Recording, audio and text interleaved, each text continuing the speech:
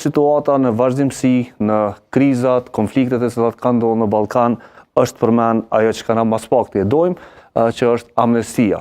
Pra në situata të sulmeve terroriste, në situata të invazioneve të ndryshme, apo në situata edhe të krimeve ordinere të cilat kanë ndodhur në zonat të caktuara, palët kurdo që kanë arrit marrëveshje të mëdha, janë dakordu edhe për amnesti të tilla, dhe në kohët e fundit kemi vrejt një lloj trendi të atill që për Banjskën me u menu dhe mu diskutu edhe amnesti të tilla, dhe kjo është ndoshta njëna prej elementeve kryesore cila duhet me qenë njëna prej pikave kryesore dhe kyçe në diskutime. Me marrëveshje politike? Amnesti me marrëveshje politike.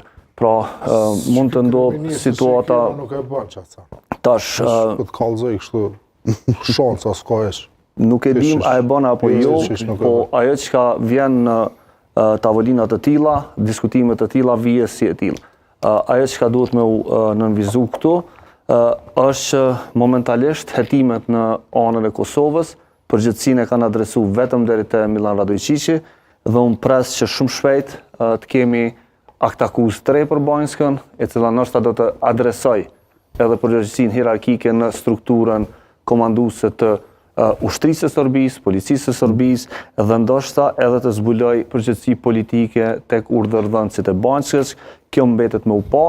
Ajo që e kemi pa te aktakuza për Iver Lepencin, që është aktakuza tjetër e cila lidhet po ashtu me